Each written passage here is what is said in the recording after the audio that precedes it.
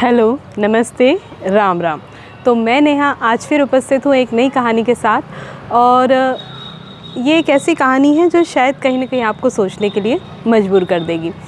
तो ये कहानी एक संजय नाम के व्यक्ति की है जो धार में रहते हैं। किसी ज़रूरी काम से उन्हें इंदौर के लिए जाना है। वो अपने घर से निकले, बस स्टैंड पर पहुंचते और बस का रास्ता देख रहे हैं कि कब उन्हें इंदौर की बस मिले और वो इंदौर के लिए रवाना हो। तो बड़ी तन्मयता से बस का रास्ता देख रहे हैं। इसी बीच वो देखते हैं कि बस स्टैंड पर कोई अपना काम कर रहा है, कोई सामान बेच रहा है, कोई दूसरे काम कर रहा है और तरह तरह के काम लोग कर रहे हैं। कोई बातें कर रहा है, कुछ यात्री उन्हीं की तरह बस का रास्ता देख रहे हैं। ये सब देखते देखते संजय को लगता है कि पता नहीं कब बस आएगी और कब मैं जाऊँगा।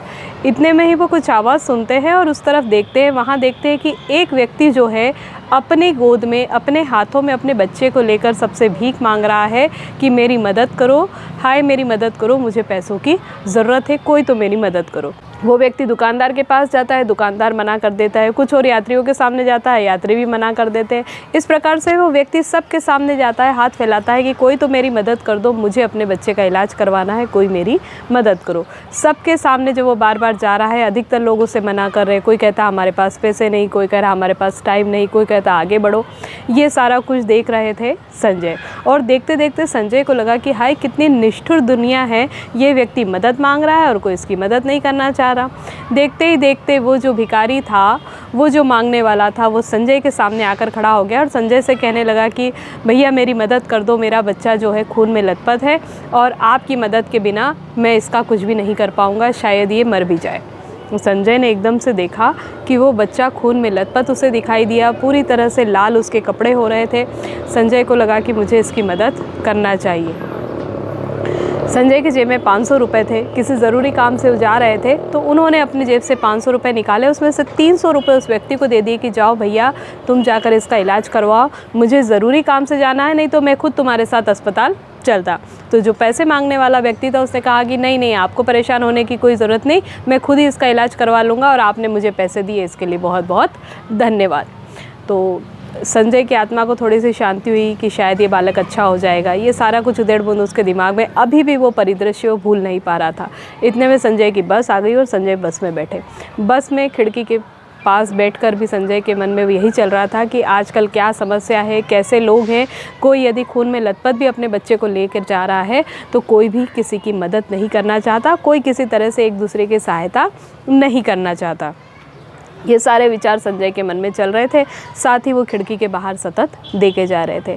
बस में यात्री चढ़ रहे थे, कुछ यात्री उतर रहे थे और बस अब स्टॉप से चलती थी। और जैसे ही बस आगे बढ़ी और एक गली के पास से जब वो बस गुजरी, संजय अपनी खिड़की से बाहर देख रहे थे और वो क्या देखते हैं कि वहाँ पर वो व्यक्ति जो खून से लथपथ बच्चे को लेके पैसे मांग रहा था, वो व्यक्ति और वो बच्चा दोनों अच्छे स्वस्थ हैं और दोनों घूम रहे हैं। बच्चे के कपड़े लाल ज़रूर हैं लेकिन अब वो लहूलुहान नहीं दिखाई दे रहा। और वो जो व्यक्ति था उसके हाथ में एक शराब की बोतल है और बच्चे के हाथ में कुछ खाने की चीज़ें हैं। दोनों मस्ती में घूम रहे हैं। संजय ये देखकर स्तब्ध रह गए।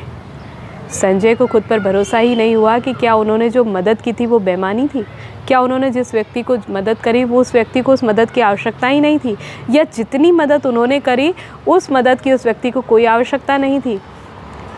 संजय बहुत दुखी हुए। अपनी मेहनत की कमाई में से उन्होंने उस व्यक्ति को 300 रुपये दे दिए थे। शायद उस व्यक्ति को 300 रुपये की ज़रूरत नहीं थी, क्योंकि वास्तव में वो बालक खून से लथपथ था ही नहीं। उसे लाल रंग के कपड़े पहनाकर उसके ऊपर कुछ टमाटो सॉस या दूसरी चीज़ें लगाकर वो भिखारी इस प्रकार से तैयार करके लाया था कि देखने वाले को लगता था कि ये बच्चा लहूलुहान है और हमें इसकी मदद करना चाहिए, पर वास्तविकता वैसे नहीं थी। पूरी स्थिति देखकर संजय समझ गए थे कि वो मूर्ख बने हैं। उस व्यक्ति को उतनी मदद की आवश्यकता नहीं थी जितनी मदद उन्होंने अपनी महत्वपूर्ण राशि में से कर दी। तो ये एक स्थिति थी।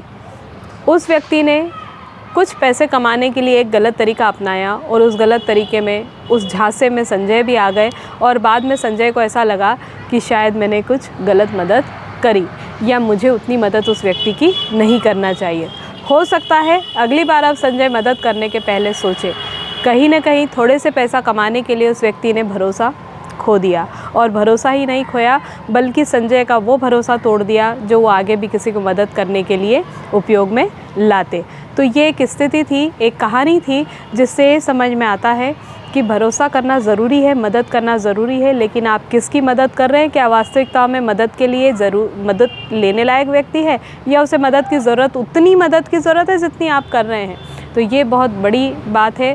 सारा कुछ परख कर ही किसी की मदद करें। कई बार हम भरोसे में और भावनाओं में आकर ऐसी मदद कर देते हैं जो वास्तविकता में सामने वाले के लिए उतनी ज़रूरी नहीं होती जितनी कि आपको लगती है। तो आशा है आपको ये कहानी पसंद आई होगी। मिलते हैं अगली कहानी में। यदि आप इस तरह की और कहानियाँ सुनना चाहते हैं तो प्लीज़ प्लीज़ प्लीज़ चैनल को सब्सक्राइब कीजिए, वीडियो को लाइक कीजिए और शेयर कीजिए।